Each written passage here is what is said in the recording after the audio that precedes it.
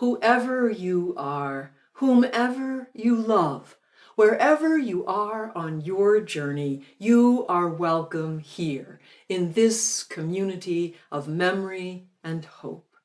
Here we share our joys and our struggles, our quest for what is good and true, our commitment to justice and compassion in space made holy by our presence here together. We invite you to journey with us. Welcome to online worship for June 27th at the Unitarian Church of Los Alamos. I'm Ann Marsh, Worship Associate. Our minister, the Reverend John Cullinan, is on sabbatical until November, and during his absence, we're hearing from a wonderful variety of pulpit guests. I'm delighted to introduce today's speaker, the Reverend Christine Robinson. Christine was the senior minister at First Unitarian in Albuquerque for 28 years until her retirement 4 years ago. She estimates that she's been a guest speaker here in Los Alamos about 30 times during those years, and we're happy to have her back for number 31.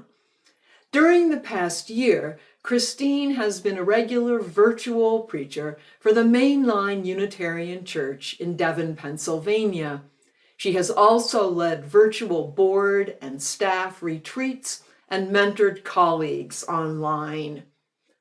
Never one to shirk from difficult topics, today Christine will invite us to consider the issue of abortion and why it is so hard for us to reach out across our differences. Welcome, Christine, and welcome to all of you.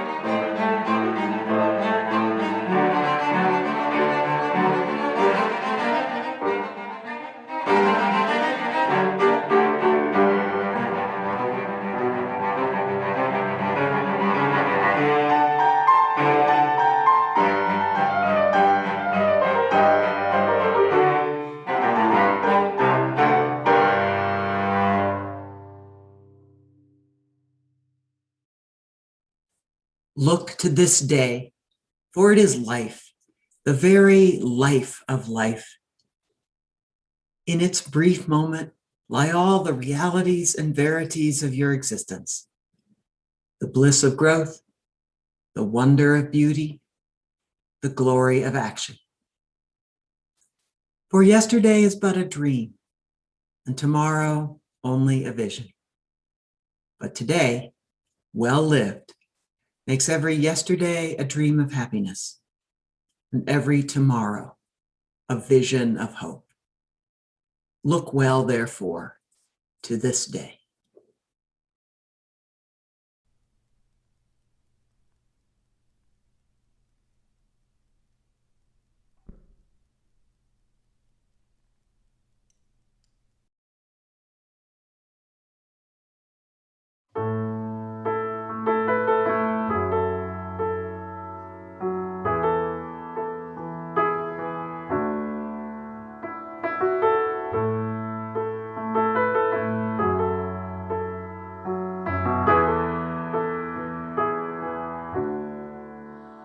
Come thou fount of every blessing, tune our hearts to sing thy grace. Streams of mercy never ceasing, call for songs of loudest praise. While the hope of life's perfection fills our hearts with joy and love, teach us ever to be faithful. May we still thy goodness prove.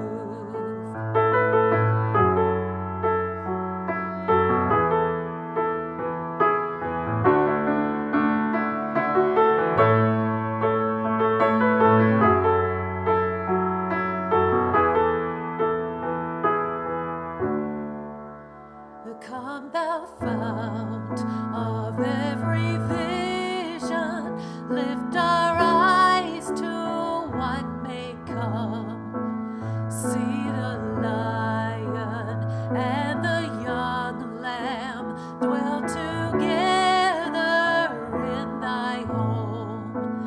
Hear the cries of war fall silent, fill our love, glow like the sun. When we all serve one another, then our heaven is begun.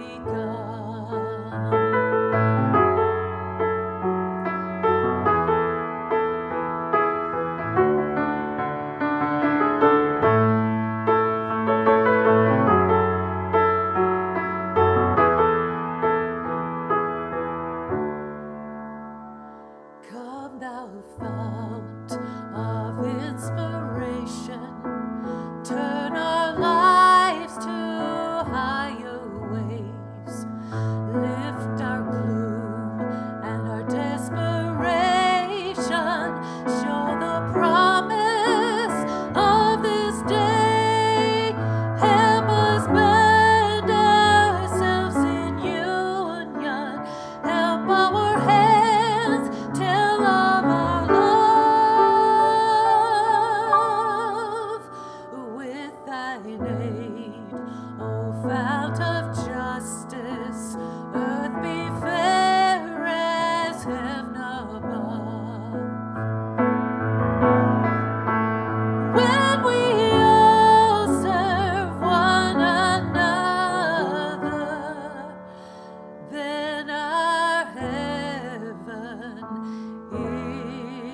is begun.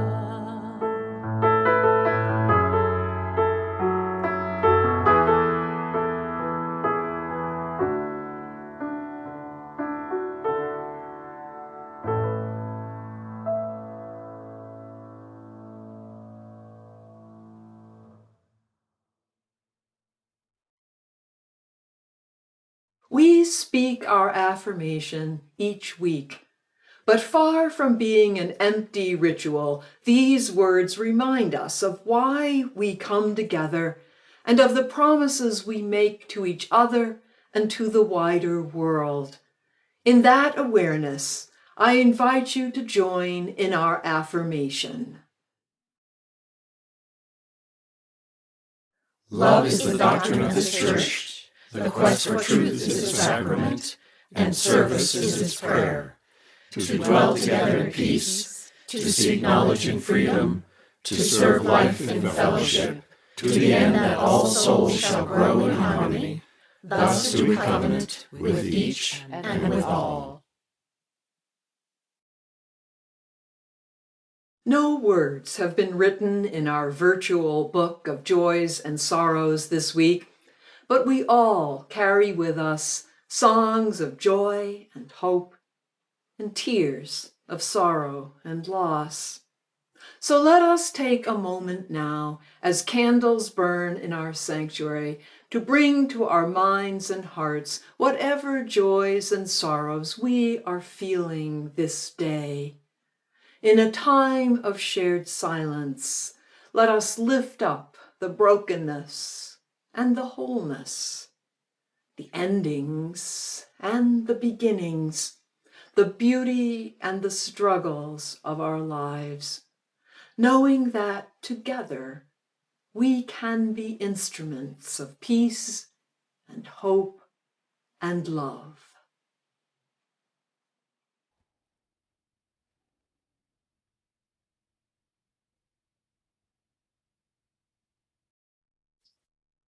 For our meditation this morning, I share with you words of meditation that remind us that what we face and get through in our lives, even if we only partially get through it, makes us stronger. These are the words of Jennifer Weltwood. Willing to experience aloneness, I discover connection everywhere. Turning to face my fear, I meet the warrior within me. Opening to my loss and pain and ignorance, I remember who I am and what I am here for. Surrendering into emptiness, I find fullness without end. Each condition I flee from pursues me. Each condition I welcome transforms me and becomes itself transformed into the blessing that it always was.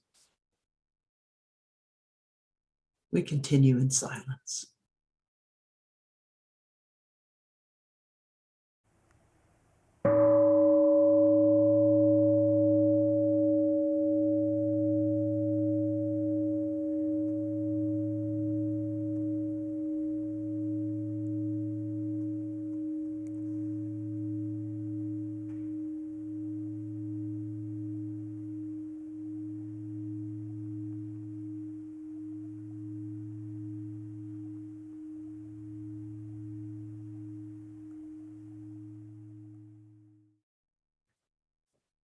Be with us, Holy One, in hard places, not in immediate comfort, for some things must be uncomfortable. Not always in hope, for there are times when our hope is misplaced. Not always in ease, for some things are very hard. But always we pray, in wide horizons, in long arcs, and in the courage to change. Amen.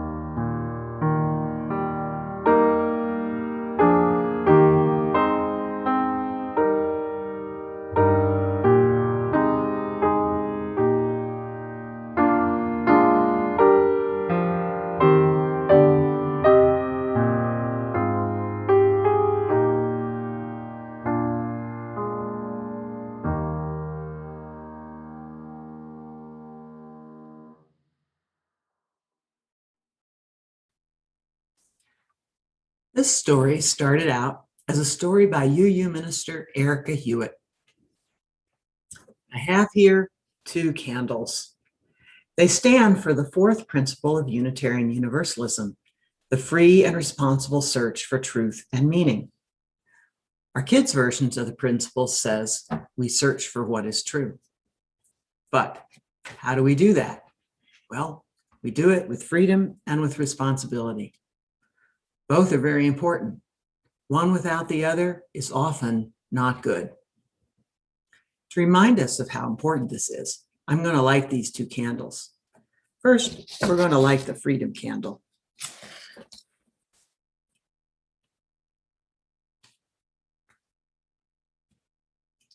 Freedom means that we can think for ourselves, and we don't have to believe something just because somebody else says that it's true. And responsible, that means that we try and do a good job of figuring out what is true. We ask ourselves, is this an illusion? We ask ourselves, do we need to check out our sources? Say, wonder what's wrong with this candle. I'm having a hard time lighting it. This candle smells really good. I say.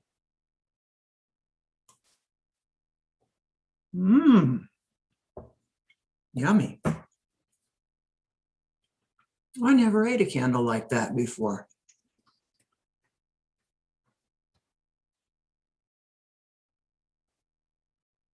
Were you surprised when I started eating the candle? I imagine you were. You assumed I had 2 candles in my hand. Naturally, I planned it that way. And what happened to you? You saw that I took a bite, didn't spit it out, chewed it up happily, and you needed to change your mind about what I had in my hand, right? That second candle is food, you thought. I bet you thought of that very quickly. You might have even started asking yourself, what kind of food could she have created to look like a candle? But before I tell you, let me remark that changing our minds about what we think has happened is kind of hard, but it's part of being a responsible thinker. Unitarian Universalists are encouraged to change their minds when they get new information. Sometimes that's called keeping an open mind, as in open minds, loving hearts, helping hands. It's really important. We search for what is true, including asking ourselves if the things that we think are true really are. And we especially do that when something surprises us or something is brand new. As you go into this week and learn new things, you might want to pause and ask yourself, is this really true? How do I know? Should I check my sources? And that will be a free and responsible search for truth. And when you're surprised, think, do I need to change my mind? As for the candle, white chocolate, it really was pretty good.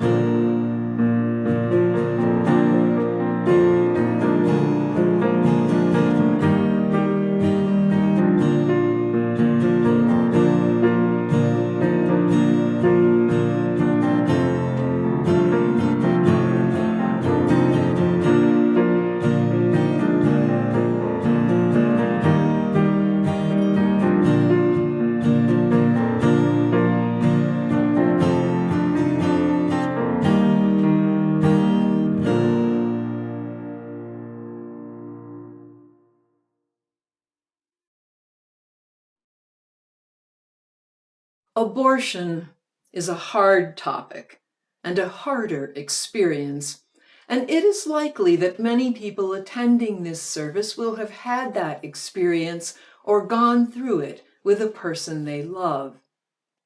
As I read, I hold you all in my heart. The History by Kate Manning from the New York Times. Why would a woman put a leech inside her body in the most private of female places? Why would she put cayenne pepper there? Why might a woman swallow lye, gunpowder? Why would a woman hit herself about the abdomen with a meat pulverizer, a brickbat, throw herself down the stairs? Why would she syringe herself internally with turpentine, gin, drink laundry bluing? Why might she probe herself with a piece of whalebone, a turkey feather, a knitting needle? Why would she consume medicine made of pulverized Spanish fly? How about powdered ergot, a poisonous fungus, or strychnine, a poison? Because she wanted to end a pregnancy. Historically, women have chosen all those methods to induce abortion. The first known descriptions appeared around 1500 BCE in ancient Egypt. For most of history, abortion has been a dangerous procedure a woman attempted to perform on herself without painkillers or emergency rooms. Throughout all recorded time, there have been women so desperate to end a pregnancy that they were willing to endure excruciating pain and considerable risk, including infection, sterility, permanent injury, puncture and hemorrhage, to say nothing of shame and ostracism. Where abortion was illegal, they risked prosecution and imprisonment, and death, of course. Some statistics from the Guttmacher Institute. By all women, the following refers to all female persons, including those who are celibate or infertile or don't have sex with men, an uncountable but substantial number. By the time they are 45, about half of all women will have had an unintended pregnancy. Of all women, nearly 1 in 3 will have an abortion by age 45. The rates of unintended pregnancy and abortion for women who are sexually active with men for most of those 30 fertile years will be considerably higher. A few more statistics of interest. 58% of all women who have abortions are in their 20s. These years combine greatest fertility and most likely sexual activity, and are often the years in which male partners are least supportive and women least able to raise a child. 15% of abortion patients are married, and another 30% are living with a boyfriend. 79% are religiously affiliated. 88% of all abortions are done in the first trimester, 99% in the first 20 weeks. Most abortion patients have some kind of health coverage, but for reasons of privacy or because their health plans do not cover abortion, they pay for the procedure. The cost of an abortion in 2020 in this country ranged between $300 and $2,000, depending on the type and how far into the pregnancy the woman was.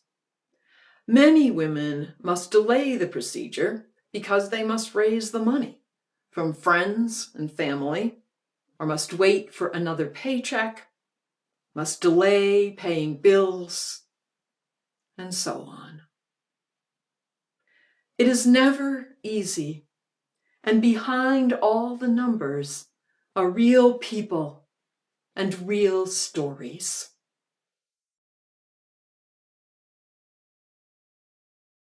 When I was 8, I had a friend with a pirate smile. Make believe and play pretend we were innocent and wild. Hop the fence and slam the gate, running down my alleyway in time to watch Sally's pigeons fly.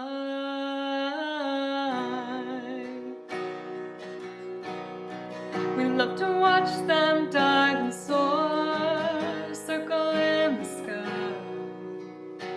Free as a bird from 3 to 4, and never knowing why.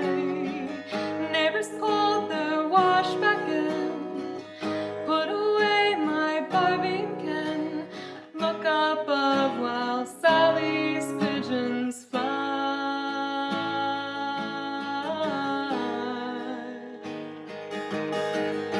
I had a fool's confidence that the world had no boundaries, but instinct and common sense, they come in different quantities.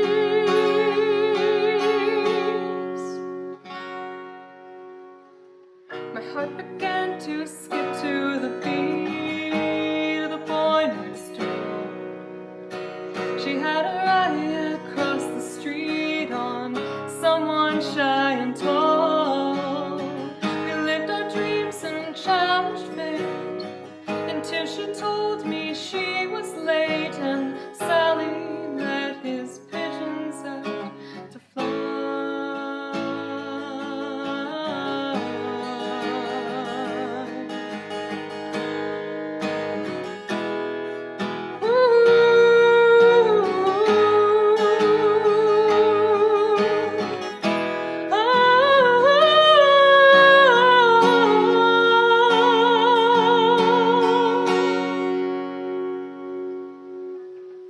On a dresser sits a frame with a photograph. 2 little girls in ponytails, some 21 years back. She left one night with just a nod, was lost from some back alley job. I closed my eyes and Sally's pigeons fly. She never saw those birds again, and me, I can't remember when a pirate smile hasn't made me cry. I close my eyes and Sally's pigeons fly.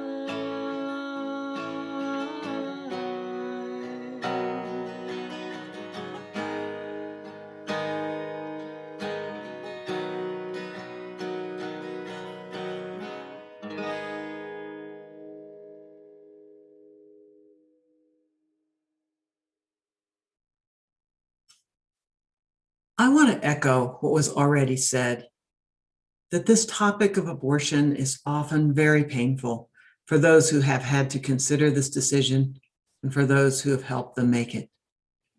As you've heard, this is likely many people here. I honor you. Let's start not by talking about abortion, but about a youngster with cancer who needs a bone marrow transplant for a chance to live and grow up. It has to be tissue that matches, and that match has been hard to find. His mother's tissue does not match. He has no siblings, and the public pleas have not produced the needed donor.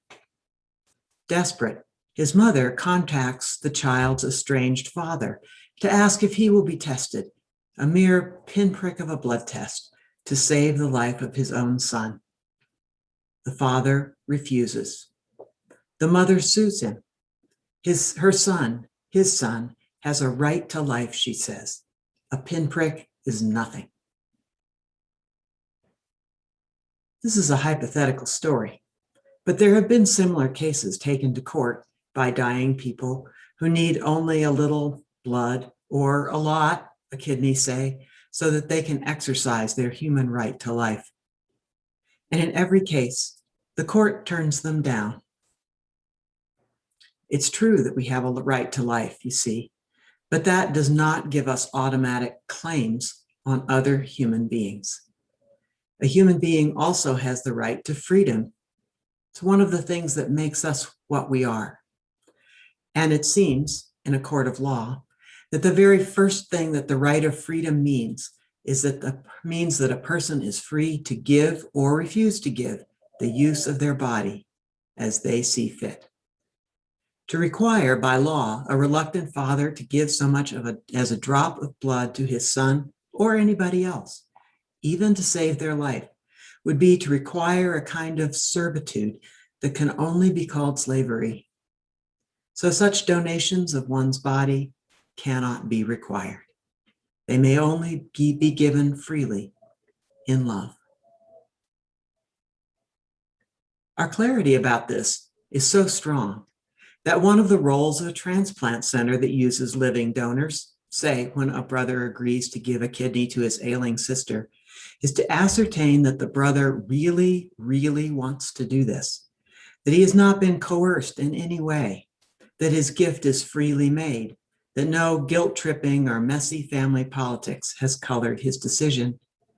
So he will talk to a psychologist. He will be offered a face-saving way out. Measures will be taken to protect his freedom. And I imagine that we all think that those are important safeguards of a person's freedom. Human life is important, but not if bought with another's servitude. These kinds of donations of blood, of bone marrow, of organs happen all the time and are often the subject of heartwarming stories in the good news column. And as good news, they are. Love wins. A life is saved. But for all our enthusiasm about such stories, there is no enthusiasm at all for laws requiring organ donations to save lives. And as a matter of fact, about 17 people die in this nation every day because the organs and tissues they need are not freely available, and no one can be required to make those donations. It's very clear to us that to require people to make that sacrifice, to force them to give over a part of their body to the use of another, would be to legislate a kind of slavery. Our sensibilities on this subject keep us from even making organ donation after death mandatory, as it is in some nations.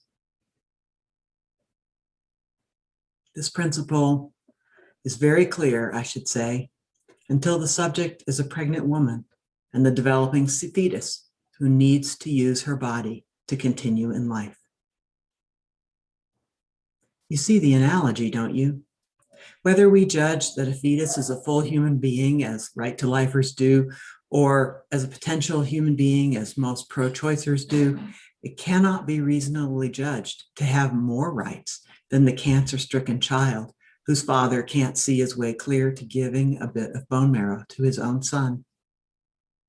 But a large percentage of the people of this nation believe that the pregnant woman should be forced to continue a pregnancy she doesn't want, with its considerable inconveniences, violations, pain, and danger for 9 long months. Pregnancy is a far more profound sharing of one's body with another human being than a bone marrow or even a kidney donation. It changes one's body forever. And beginning soon after conception and amping up for 9 long months, evolution has arranged to pour hormones into the pregnant woman's body to bond her to that baby so that she will care for it in spite of the fact that it has caused her such discomfort and pain. Women's bodies and hearts are changed by pregnancy forever. Those who think that abortion should be mostly or always illegal will tell you that my right to freedom does not extend to the right to kill. But if that was true in this nation, then I would not be permitted to shoot the thief who comes into my house and threatens to harm me, which I am permitted to do in most states. They will say that if a woman has sex with a man, she has in effect invited the intruder into her body, and she should live with the consequences. This is the mostly unconscious reasoning behind laws that would allow abortion in cases of rape.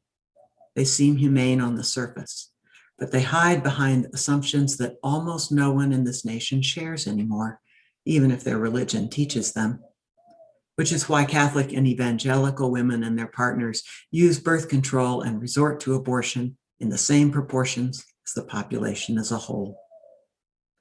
Those assumptions that no one shares, that responsible women can avoid pregnancy with only a small cost to herself, that rape does not result in pregnancy, that once a couple is married, they will naturally welcome pregnancy whenever it comes, and this abortion problem would be solved with abstinence and early marriage, and so on.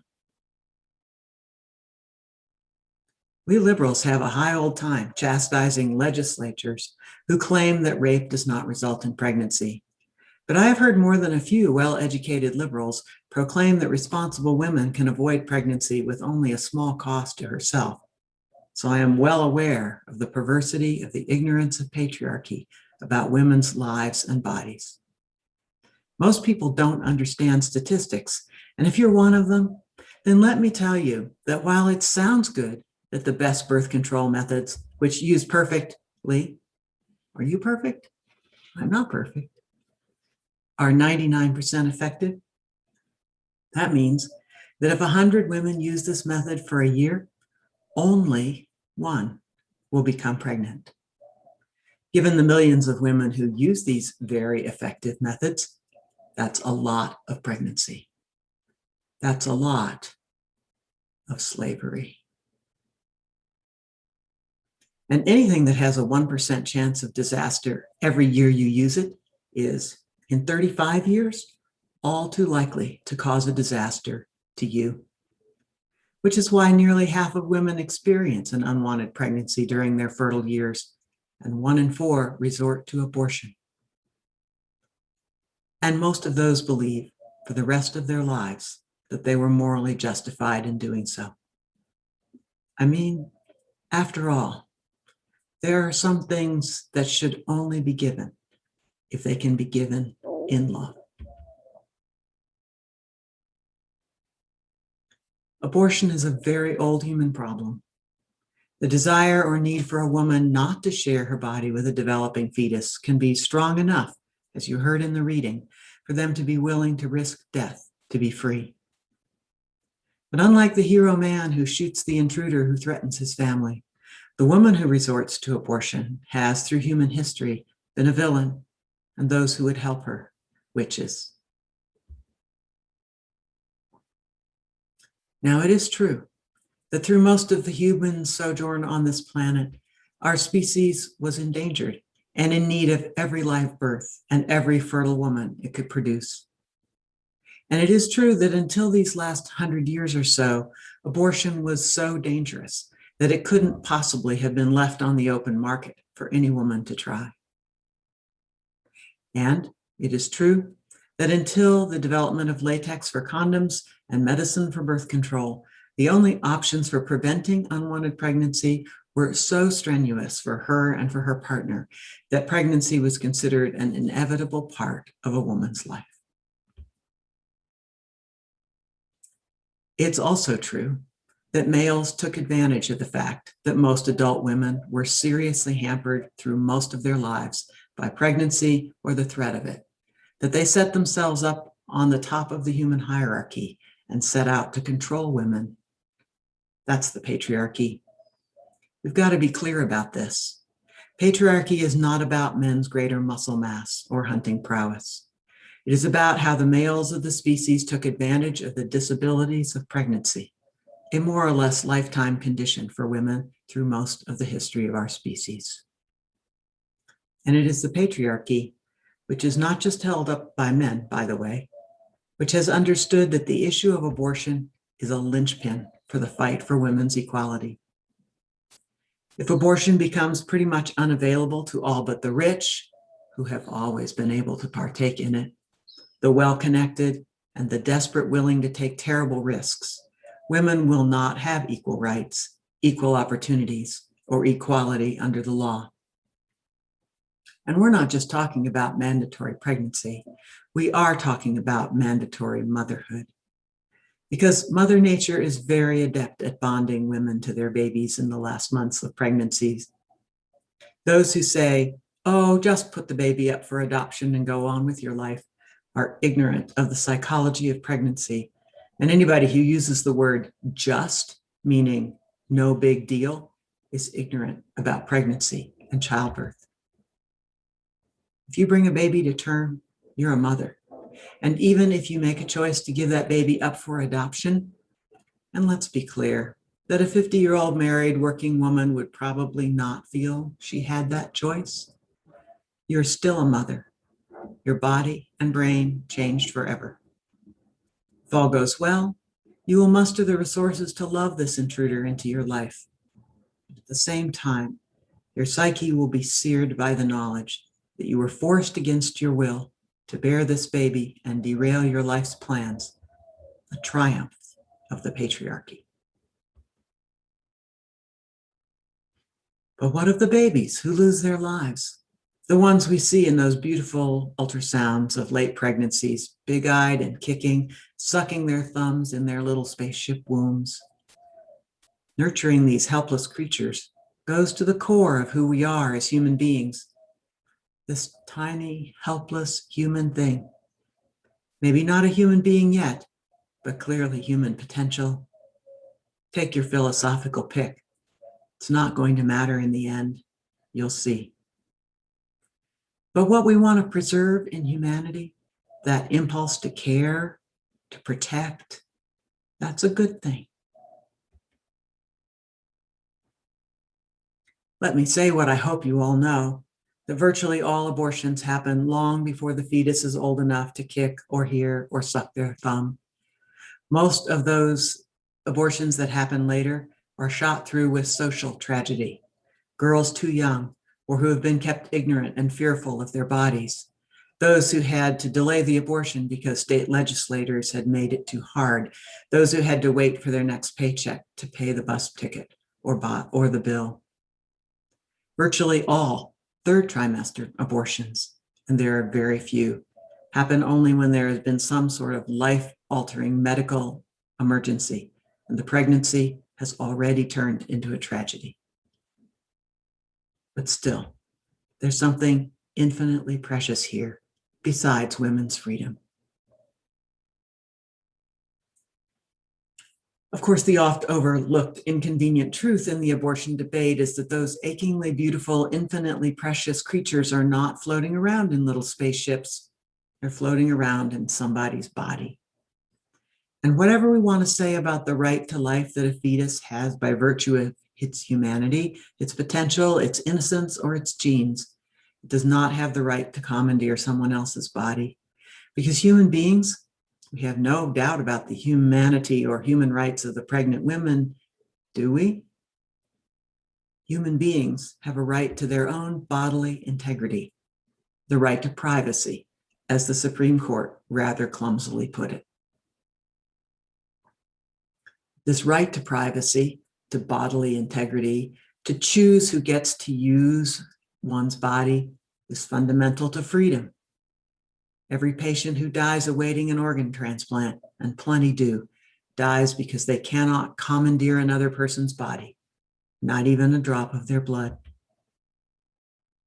And that's why all this rhetoric about when human life begins is a big red herring. Doesn't matter when human life begins.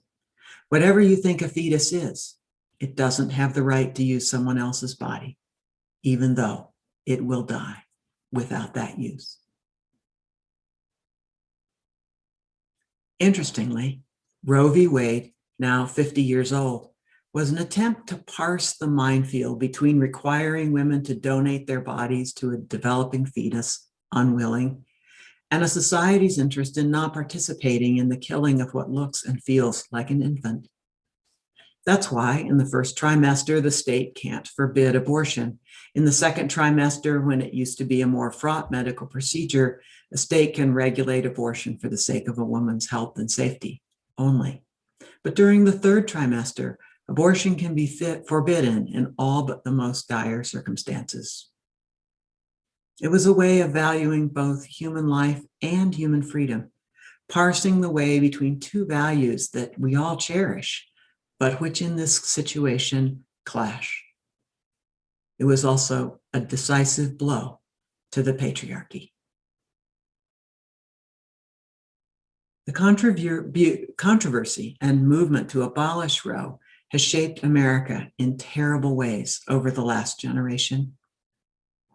Sometime next year, the Supreme Court will rule on some of the extreme measures that some state legislatures have been taking lately to restrict the ability of an unwillingly pregnant woman to decline to share her body with a fetus that she did not invite and doesn't want.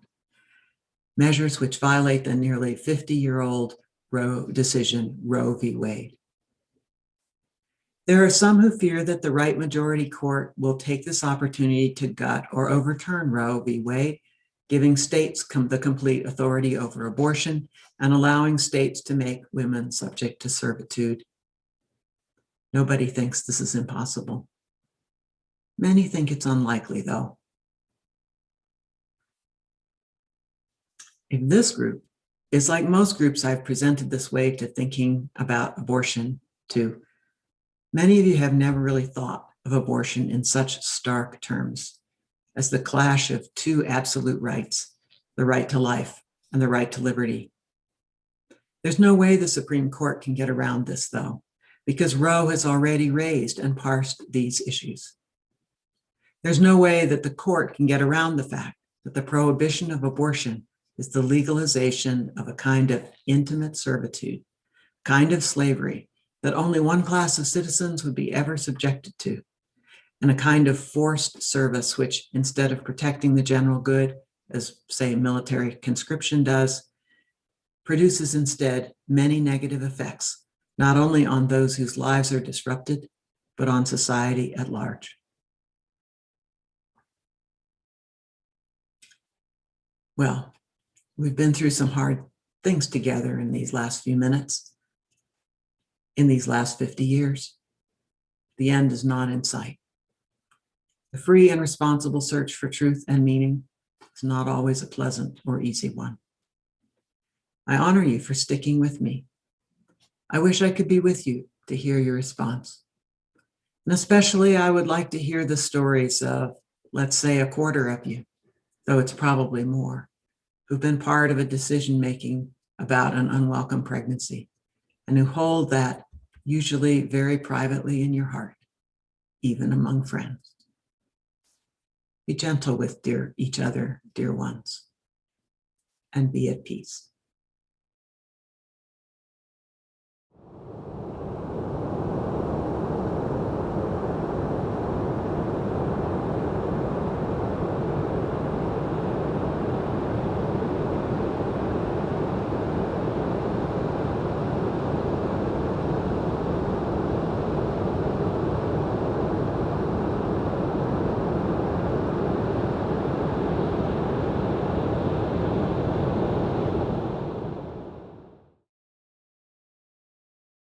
Thank you, Christine, for your thoughtful words and the challenges you offer us. Next week, our pulpit guests will be Mikal and Mike Adams, who will explore the 4th of July from their perspective as Indigenous North Americans of the Lilwat people. Next week will also mark the reopening of in-person gatherings in the sanctuary to view the service on the big screen. Services will continue to be available online as well. Both in-person and online worship begin at 10:30. Please note the change in time. For now, there's a 50-person limit on the number of in-person attendees. So you need to reserve a place, and to do that, use the link in the weekly email announcements or on our webpage, or contact the church office. Volunteers are needed to help with in-person Sunday mornings. Please sign up on the church webpage. If this is your first time with us, we invite you to sign our virtual guest book, and everyone is reminded that you can submit personal joys and sorrows for our virtual candle lighting as well. The Reverend John Cullinan will be on sabbatical until November 1st. During that time, we invite you to send your questions and comments to the church office. The links for doing all these things are in the service notes under the video. For information on upcoming events and other ways to connect, check our Facebook pages and email announcements. Thank you for being with us, and we hope to see you next week, either in person or online. Together, we strengthen our hope that hand in hand and heart to heart, we can create a better world. One step toward building that world is to share our resources with the wider community through our online offering. During the month of June, all offering funds will be given to the Los Alamos Juvenile Justice Advisory Board, JJAB. JJAB helps youth and their families feel connected, valued, and recognized by offering case management, parenting workshops, youth activities, and other resources to reduce risk behaviors and build resiliency. Please use the Givelify app on your mobile device or the link in the service notes to make your contribution. Thank you for your generosity. May the offertory music lift your spirits, and may what you give bring you joy.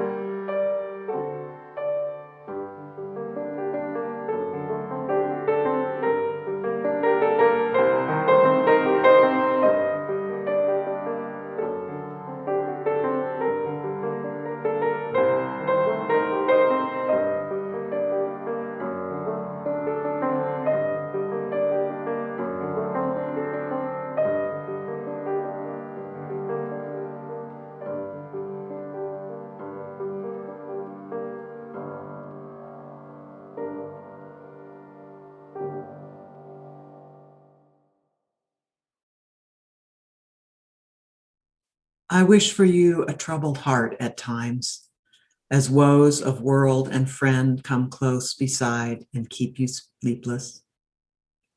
Not prosperity, but dreams I wish for you. Not riches, but a sense of your own worth. and love I wish for you. May you give it frequently.